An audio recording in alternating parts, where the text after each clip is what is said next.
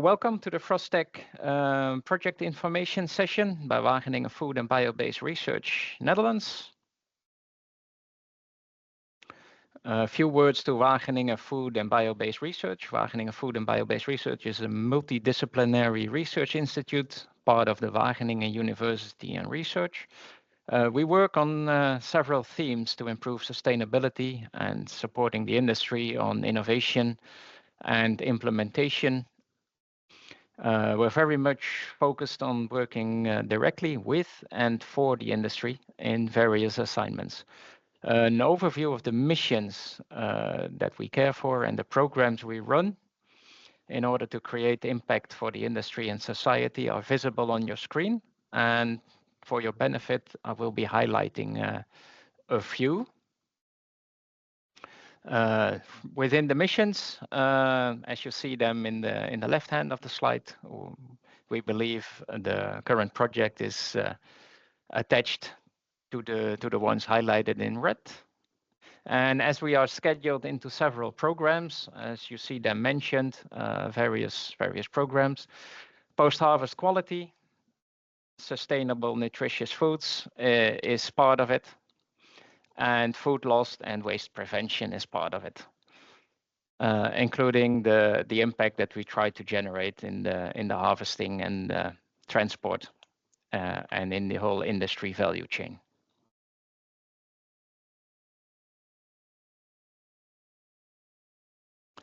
Moving forward, why are we selecting this project type? We believe a project type as such, public-private partnership, as highlighted in between, is the excellent go-between between science grants and bilateral projects, as these are typical projects from a mid-term technology level, especially focused on the needs which carry a too great of risk to be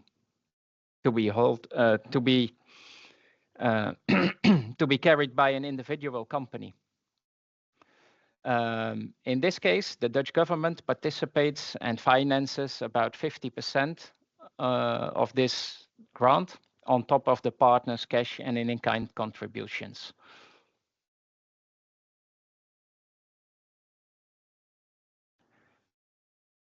A public-private partnership has a broad applicability to the industry value chain, and we are aiming for a strong and insightful collaboration in shifting the standards and gain sustainability and operational efficiencies. The call is open for partners from the whole frozen value chain.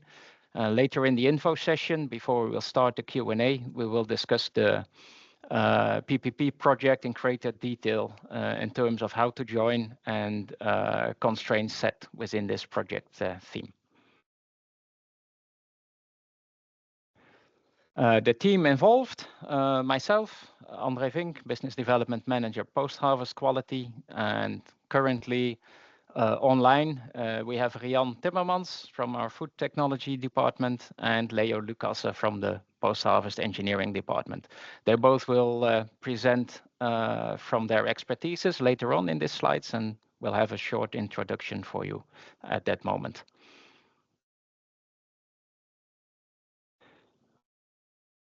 The motivation, current global industry is facing a strong increase in energy pricing, where there is also a great push for increased sustainability and lowering of greenhouse gas emissions.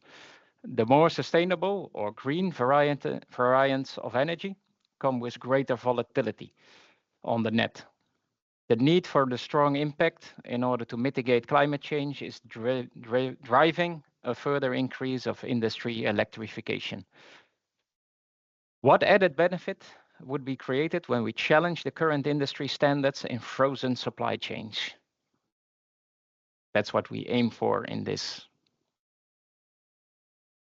project. Various drivers, as mentioned on the visual, are considered to challenge the widely adopted industry standard of -18. However, certainty on food safety, operational applicability, and energy savings, combined with proven greenhouse gas emission reduction, need to be confirmed within the various parts of the value chain. This brings us to the knowledge gap. How much temperature reduction and temperature fluctuations can be tolerated with respect to food quality without compromising the food safety? What will be the impact on shelf life, and how does this influence the food chain, in principle from the harvest until the consumer?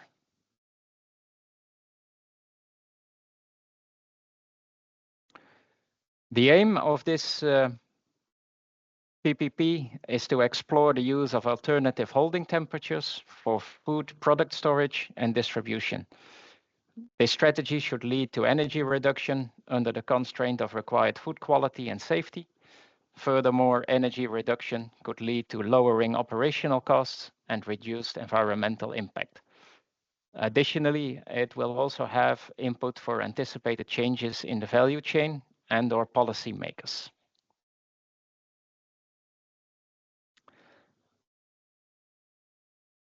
On the visual currently on the screen, you are being viewed the proposed work packages as we have them today. I please remind this is very much open for discussion. With this call, we also try to open the debate for what will be relevant for you and what would be considered in scope and out scope within this project. From this slide, just to highlight, it is clear that we currently aim for the 3 on-top work packages to deliver the hard data in terms of food safety and quality aspects, consumer perception and behavior, and the impact on energy use, where the work package 4 is focused on how the implementation of new procedures and flexibility will be integrated. The work package 5 serves to develop a policy document for all involved stakeholders to clear any perceived barriers of implementation based on scientific proven data combined with a good inception of the frozen value chain. Having said that, I gladly move to Rian for input on work package number 1. Please, Rian. Okay, thank you. Well, in this work package, we will focus on the impact of temperature, food, on the reduction of food quality, safety, and the impact on shelf life. But we will do this in collaboration and further scoping with you. So that means that we will start with selecting relevant product categories, but also relevant quality aspects leading to deterioration during storage. And in this work package, we will focus on getting the data on impact of temperature set point, but also on fluctuations in temperature. So food quality, that can be both physical but also chemical reactions. Physical reactions are the ones related, for example, to ice crystal formation, leading to moisture loss, drip loss, or change in texture. And the more chemical reactions are the ones related to pigment and color deterioration, oxidation reactions, but also, for example, vitamin C loss. And you see an example of a typical reduction over here. And here you see the impact of changing set point temperature on vitamin C degradation in frozen spinach.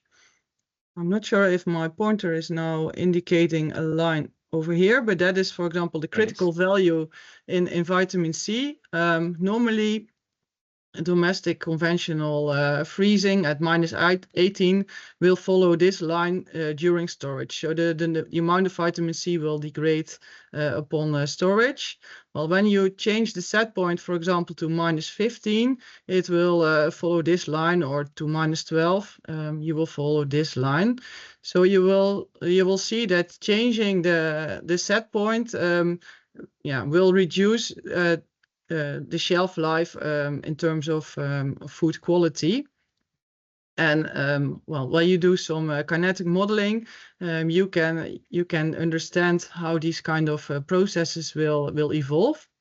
And this is also interesting for evaluation of the impact of temperature fluctuations, because these models can be used to predict what is the effect if we go from -18 to -15, maybe during the night or during the day if we have small changes, but we can also go to deeper freezing. And well, this is, for example, how we can use this input to steer on the quality parameter. For sure, we also need to validate these kind of things, and that can be done in a test. But there are also things we cannot predict at forehand so well, so that it will also be validated.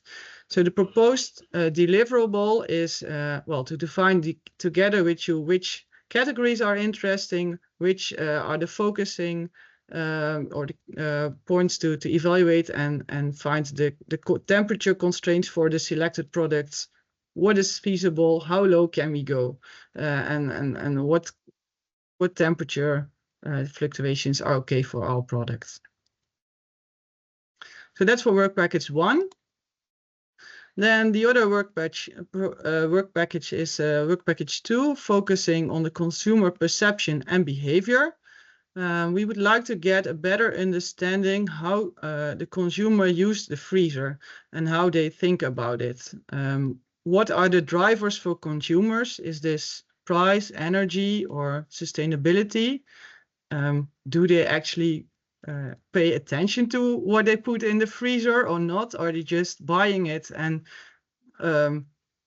leaving it there for more than 6 months, or are they already consuming it within a week after they purchased it? Do they have specific drawers to have their meat in a drawer and their fish, or is it a big mixture and just getting it out? This has also impact on what we later want to do and how we see it. So this is interesting information, we think. Furthermore, we are wondering if they are aware about the stars, which are now on the freezer and also on some consumer products, indicating if they can store it at -6, -12, if indicating itself for having a shelf life of a week if you store it at 1 star, or having a shelf life of more than 3 months if it's multiple stars. So we can use that also in the way we want to communicate later on. Of course, this is not only focusing on the Dutch market, because we are a Dutch research institute, but it will be interesting to know how other parties in the world are looking to this, because this will be intended to change, leading to a global change in shift of temperature. So therefore we can do this consumer behavior, study it in different places in Europe or other locations at the world. So the proposed deliverable here is to get insight in the consumer perception on the use on the home freezer. Then I would like to give the word to Leo about the next work package. Thank you very much, Rian. Should I click the take control in the center? Is that what you did? Yeah, I did. Oh, I'm gonna do something which an old man doesn't do every day, but let's see how it works. We are at work package 3. Do you see my mouse? Yep, we do. You see my mouse, amazing. Well, we have learned in the earlier work package 1 especially what are the temperature tolerances for different categories of products. Those categories of products need to be defined early in the project. Then we know the temperature tolerances, but okay, if we simply shift, we keep the temperatures constant, we just shift up the temperature. So let's say we go from -18 to -15. That would basically in practice just mean temperature set point change. What is the impact on energy use? And there is this rule of thumb, 6%, which I hear around. I think that's a bit simplistic and it depends on the application. Second task, the impact of temperature fluctuations on energy use. I have this gut feeling if we get a bit flexible and especially cool at the moment, there is a lot of electricity available, solar panels, wind energy, and we do less cooling at the moment that energy is scarce. The numbers work out different. Both the numbers in terms of energy use, also the numbers in terms of euros.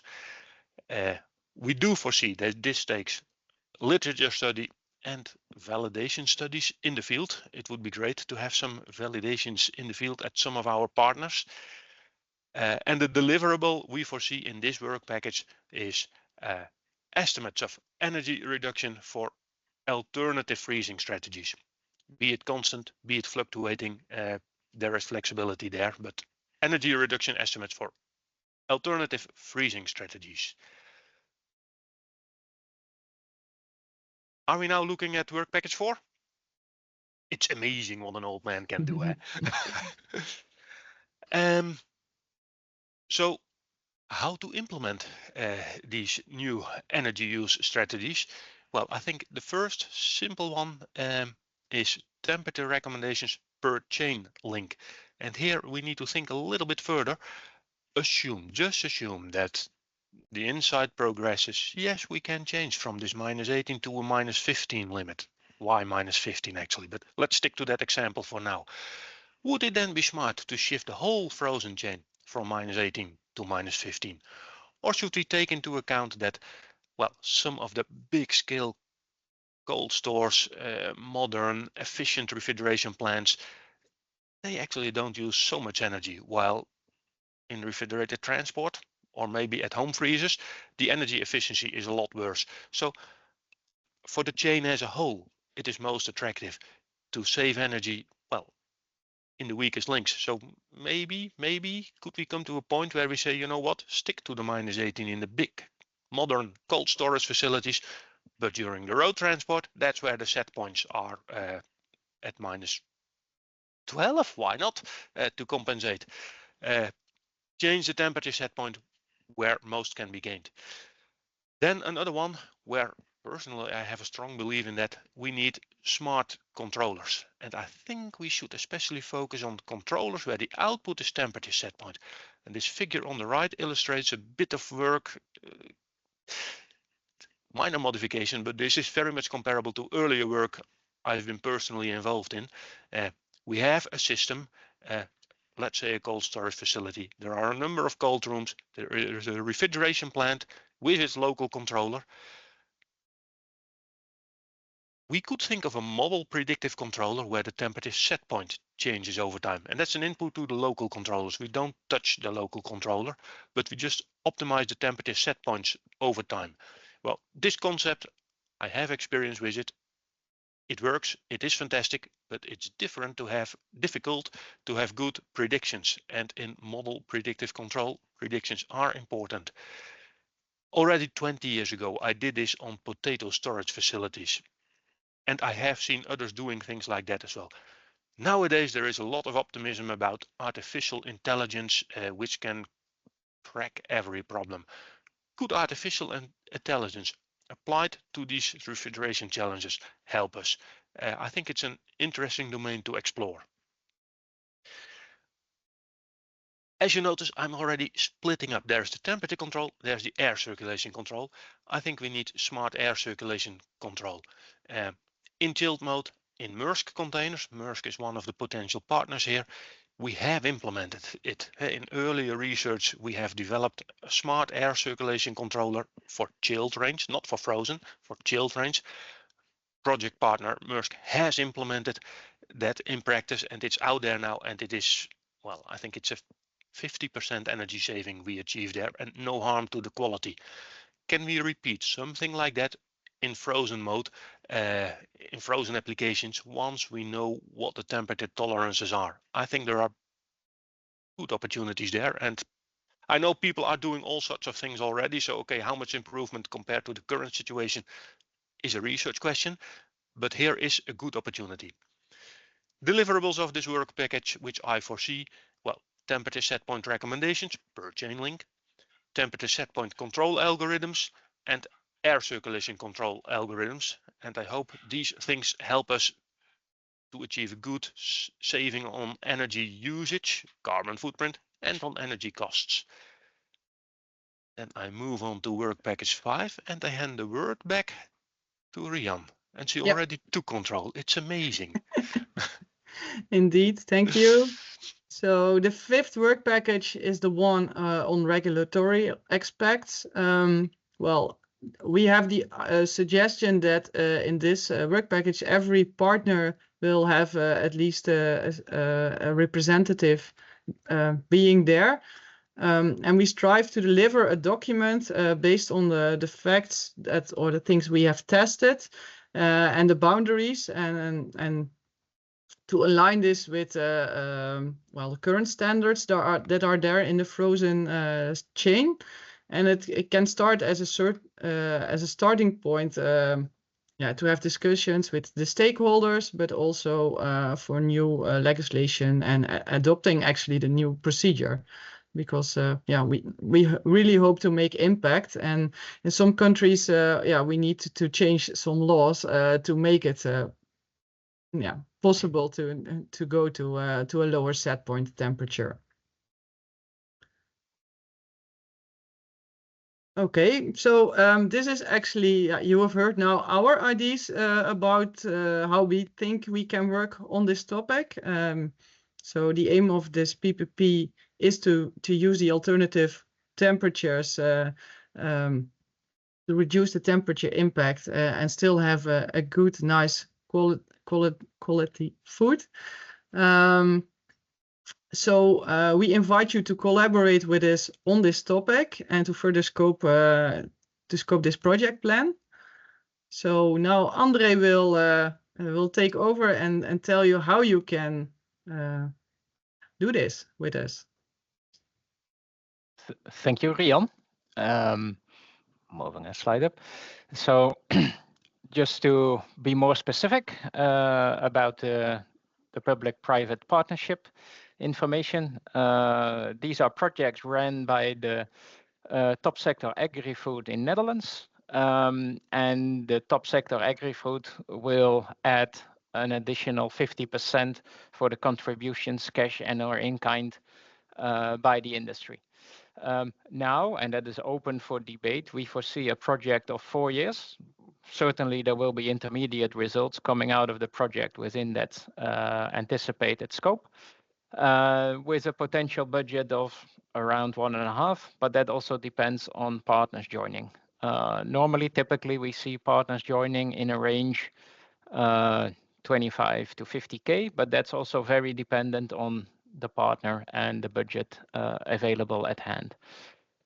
We invite you kindly to join us now, also for discussions in the time frame of June, July, where we are really drafting the scope of the project, and you can be together with us, deciding where to take it and which direction to make. As a partner joining, if you join the ultimate consortium, the project will be governed by a steering committee, and every partner will be having a full seat inside the steering committee. Your IP background that you bring in is fully protected, and any background that is generated within the project, especially non-protected foreground, is immediately available for partners to use in their own field. And you receive a license in the case that the first right on a license in the case there will be developed any protected IP within the scope of this project. For next steps, slides and the recording will be shared. We're also sending you an inquiry form in which we kindly invite you to think a bit deeper about your potential involvement in this project. And therefore also to learn more about what deliverables, the kind of contribution you would consider, but also who else you would invite to participate in this project. From the timelines, I think it's important to understand. We're still engaging with partners in the scope, as I mentioned, June, July. We're seeking partners to help draft us the project scope.